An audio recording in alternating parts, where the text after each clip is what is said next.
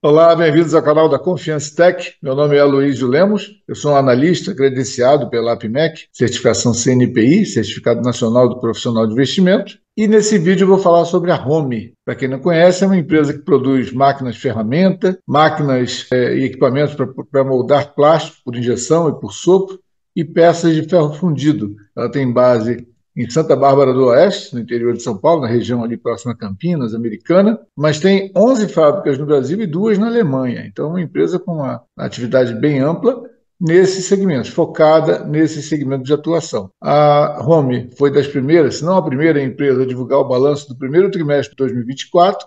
Então, vamos ver os números da empresa nesse trimestre e alguns indicadores, logo depois da vinheta.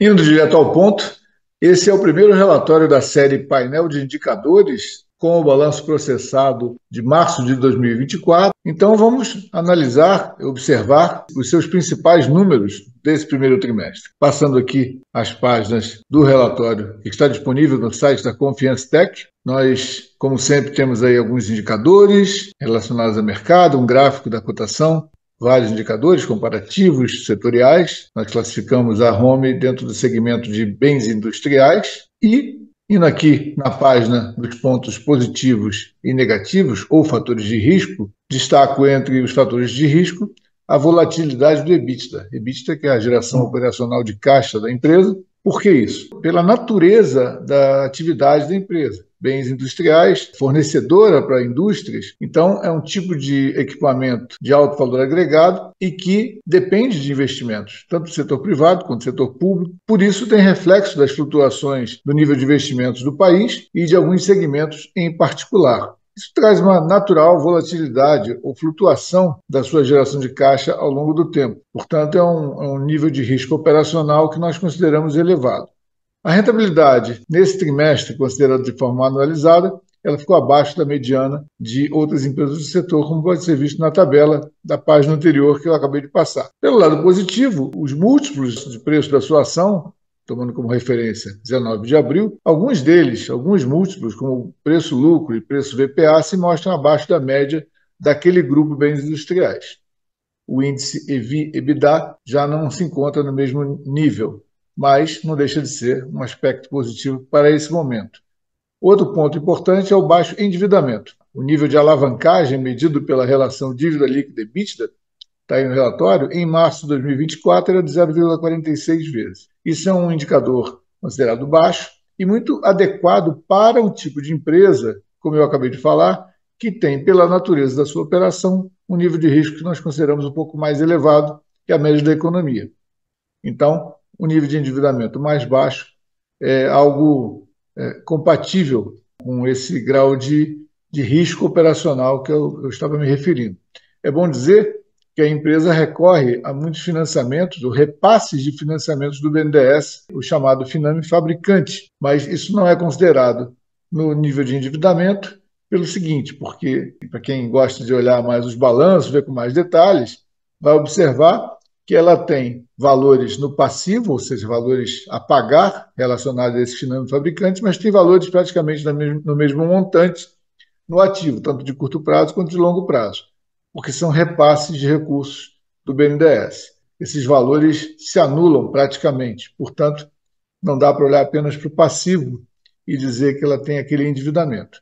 Então, feita essa ressalva, que para quem olha com mais minúcia pode observar isso, nós chegamos à conclusão que seu nível de endividamento é considerado baixo e, por isso, é um fator positivo. Descendo um pouco mais no relatório, como eu sempre costumo fazer nesses vídeos aqui, destacando alguns pontos desse relatório painel de indicadores, normalmente na página 9 nós temos esse resumo. E no resumo, mostra aí que a Home registrou lucro líquido ajustado, livre de efeitos não recorrentes, de 9 milhões de reais, uma queda bem forte, de quase 70% em relação ao primeiro trimestre de 2023. A rentabilidade sobre capital próprio anualizada ficou em 12,7%.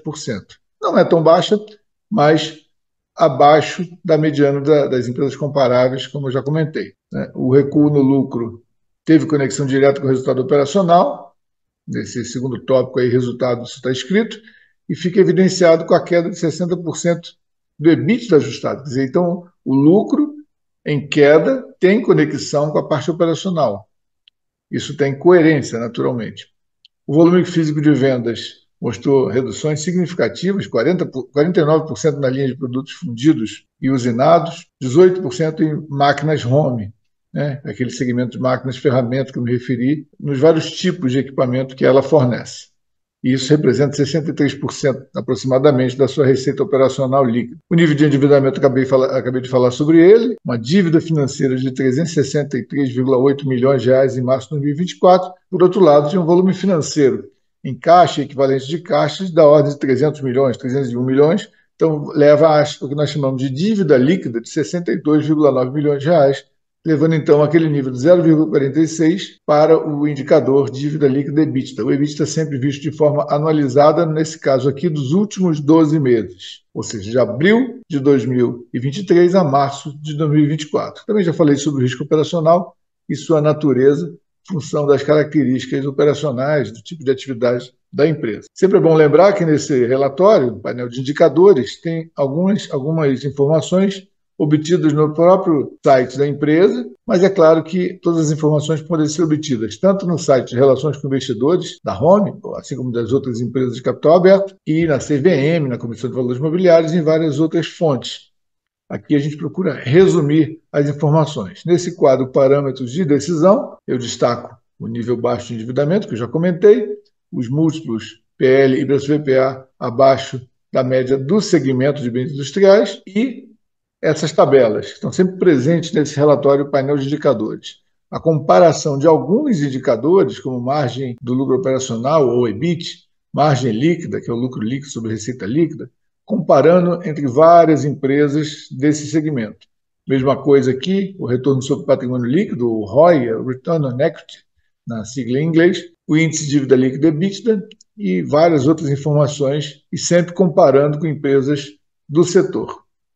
Aqui, eu já falei, alguns múltiplos, alguns indicadores de balanço, numa retrospectiva, comparando com anos anteriores e podendo ser observada, então, a evolução, inclusive das vendas líquidas ou receita operacional líquida da empresa. Períodos anuais e, no caso do primeiro trimestre, também aquele UDM ali, últimos 12 meses. O relatório está disponível, como eu disse, no site da Confiance Tech, o endereço está aí na tela, está na descrição do vídeo também. Aproveito para pedir que você curta o vídeo, compartilhe com os amigos, toque no sininho para receber notificações sobre próximos vídeos e se inscreva no canal da Confiance Tech. A ideia desse vídeo é dar mais transparência, oferecer mais capacidade crítica. Isso aqui não é uma recomendação de investimento, portanto tem um viés muito mais educacional, muito mais de proporcionar conhecimento sobre empresas. Então vou ficando por aqui. Até o próximo vídeo. Tchau, tchau.